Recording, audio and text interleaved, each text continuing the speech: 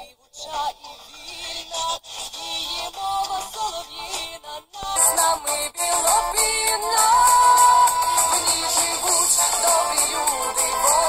Arirang News, I'm Sean Lim. Thanks for joining us for Late Night Edition.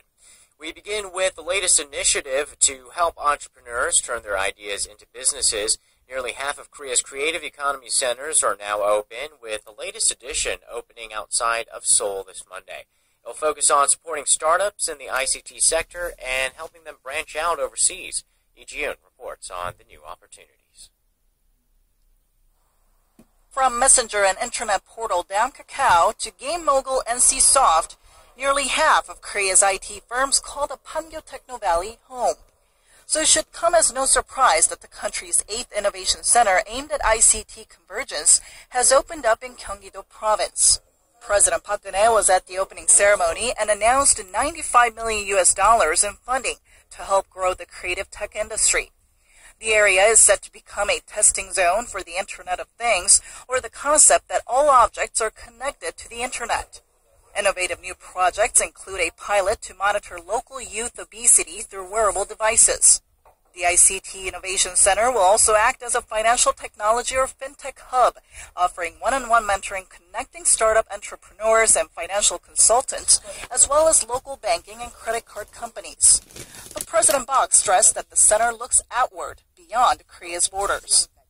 앞으로 경기혁신센터는 전국 17개 혁신센터의 기업 정보를 DB화해서 해외 투자자와 매칭 서비스를 제공하고 해외 창업기관과 벤처 투자자, 전국 혁신센터와 대기업 등의 글로벌 네트워크를 두루 연계해서 유망 벤처기업의 글로벌 진출을 적극 지원하게 될 것입니다.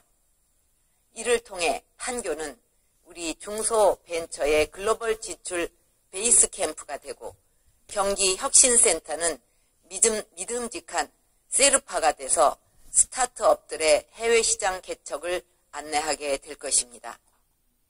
With help from these innovation centers, local firms will be able to exhibit their products abroad at events like the Consumer Electronics Show in Las Vegas and the annual Mobile World Congress in Barcelona. Lee Ji-yoon, Arirang News. And on a related note, President Park Geun-hye has asked the heads of Korea's overseas missions to support Korean firms in expanding their business abroad and to help young Koreans find jobs around the world. At an annual meeting, the president talked about seeing great potential to build a new growth engine overseas in the Middle East. President Park also asked the diplomats to spearhead Korea's cultural diplomacy, especially as Seoul plans to establish more cultural centers globally and export Korea's cultural content. Referring to her unification preparations, she asked that each and every mission do their part in securing international support for the initiative to set the stage for an era of unification. Bank of Korea Governor Lee Ju-yeol first took up his post last April, and he started out strong, receiving favorable evaluation from the market and political parties. But over the course of a year, those good impressions seem to have faded, particularly because of his lack of communication.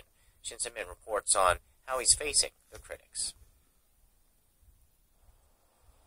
Bank of Korea Governor Lee Ju-yeol has received some criticism that he could do more to foster communication between financial bodies and the public, and that he has lost the public's trust. That's the exact opposite of what Lee promised to do last year when he took office. A total of 3 rate cuts also affected this assessment. Lee changed his fiscal policy course from maintaining to slashing the interest rate from 2.5 last August to 2.25%. Last month's rate cut to 1.75 came as a surprise, shocking many market watchers. The Bank of Korea should be giving the market the right signal on changes to the key rate and create a kind of momentum for them. But that was not the case for the past year. Snowballing household debt is fueling more dissatisfaction with the BOK governor, as well as the country's continuing feeble economic growth. Despite 3 cuts to the key rate since Lee took over, fears of rapid deflation still linger, with this month's Consumer Sentiment Index and the Business Sentiment Index both lower than last March, which was right before he took office. Korea's economic growth rate also fell from 1.1% in the first quarter of last year to 0.3% in the fourth quarter, staying in the 0% range. Some pundits point out, however, that the country's discouraging figures cannot be blamed solely on the governor. This sluggish pace of recovery, despite the rate cuts, points to other factors that result in slow growth. External factors such as slow global economic recovery on top of tumbling oil prices have also played a role in the economic slump. Shin Se-min, Arirang News. Fastest pace in nearly 4 years last month, raising expectations of a solid recovery momentum. Statistics Korea data shows that production across all industries went up by 2.5% in February from a month earlier. The agency attributes the rise to a low base effect in January and a rise in demand thanks to it being one of the biggest holidays of the year in Korea, the Lunar New Year holiday. It fell in February this year. January's industrial output marked a 2% drop from the previous month. Latest warning to South Korea. North Korea has threatened merciless action against the South if it goes ahead with the opening of a UN office on Pyongyang's human rights that is set to open in Seoul. The regime's committee, which handles inter-Korean affairs, says Pyongyang will not just watch the opening of the office, saying that Seoul will be the target of ruthless punishment. It added that the South was making an unforgivable provocation against their dignity and regime. Seoul is set to open the office in the first half of this year.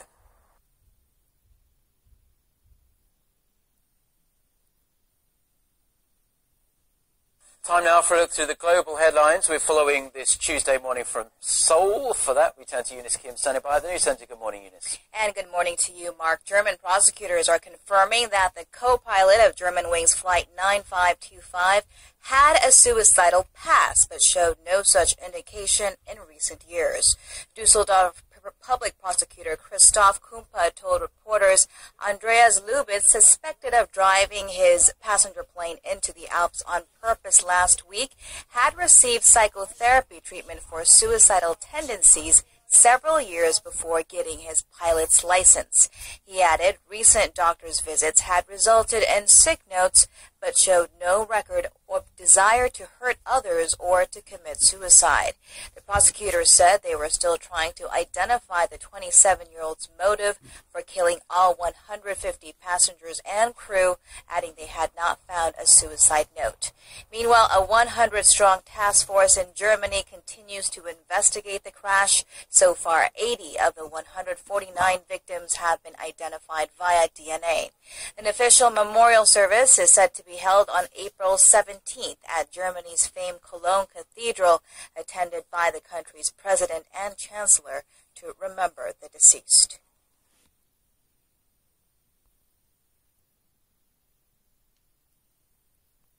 We begin with the latest initiative to help entrepreneurs turn their ideas into businesses. Nearly half of Korea's creative economy centers are now open, with the latest edition opening outside of Seoul this Monday. And they will focus on supporting startups in the ICT sector and helping them branch out overseas. Our Ijin reports on the new opportunities. From messenger and internet portal Down Kakao to game mogul NCSoft, nearly half of Korea's IT firms call the Pangyo Techno Valley home. So it should come as no surprise that the country's 8th Innovation Center aimed at ICT convergence has opened up in Gyeonggi-do Province. President Park Geun-hye was at the opening ceremony and announced $95 million in funding to help grow the creative tech industry. The area is set to become a testing zone for the Internet of Things, or the concept that all objects are connected to the Internet. Innovative new projects include a pilot to monitor local youth obesity through wearable devices. The ICT Innovation Center will also act as a financial technology or fintech hub, offering one-on-one mentoring connecting startup entrepreneurs and financial consultants, as well as local banking and credit card companies. But President Park stressed that the center looks outward, beyond Korea's borders.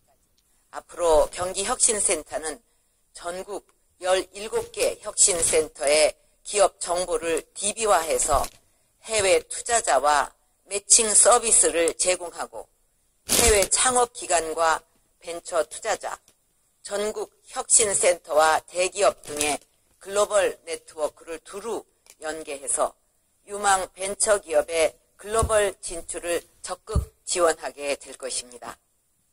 이를 통해 판교는 우리 중소벤처의 글로벌 진출 베이스 캠프가 되고 경기 혁신센터는 믿음직한 세르파가 돼서 스타트업들의 해외 시장 개척을 안내하게 될 것입니다. With help from these innovation centers, local firms will be able to exhibit their products abroad at events like the Consumer Electronics Show in Las Vegas and the annual Mobile World Congress in Barcelona. 이지윤, 아리랑 뉴스.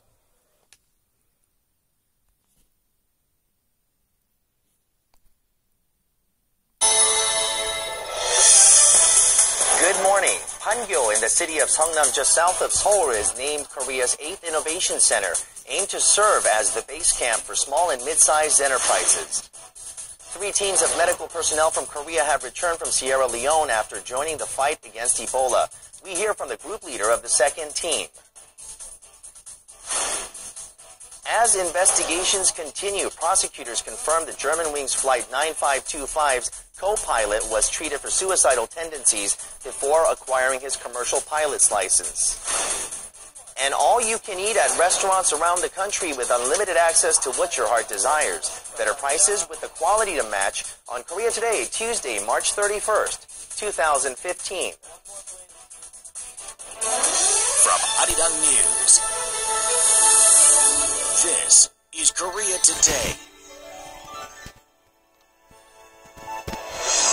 And a good Tuesday morning. Thank you for joining us on Korea Today. I'm Kim Myung alongside Oh Jin-ju and Kim Min-jung. Good morning, everyone. Now, if you are in need of some serious healing, we might have an idea for you. There's a small mountain in Gwaesan, Chungcheongbuk-do province where you might be able to do just that.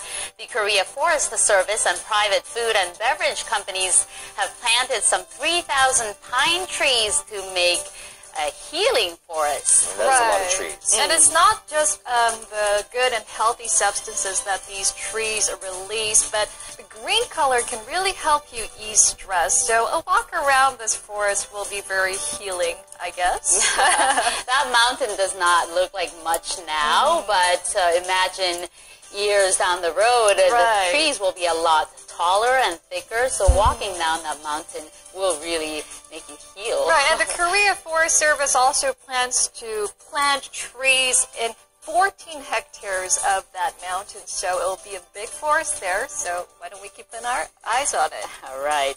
Now moving on to our headlines on this Tuesday morning. Korea has launched its 8th Innovation Center, this time in Gyeonggi-do province near Seoul, with the aim to facilitate the country's drive for a creative economy. President Park Geun-hye attended the inauguration ceremony on Monday, along with 150 government officials, foreign company executives, and investors to welcome the launch in the planned district of Pangyo in Gyeonggi-do province.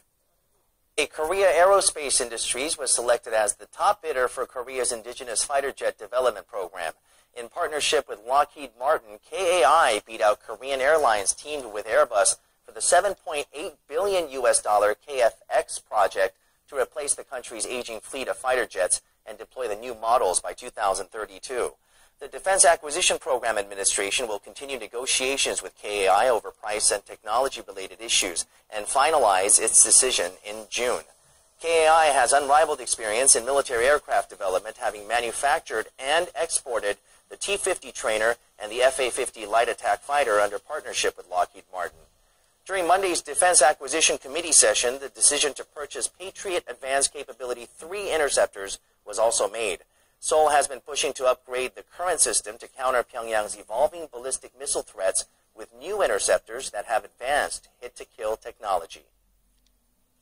And findings show the perception Koreans have on who should look after their parents in their later years is changing, according to a report on Monday by the Korea Development Institute based on figures from Statistics Korea. Only a tad over 31% of those surveyed last year thought families should be in charge of supporting their elderly patients. A stark contrast from 2002 when more than 70% believed so.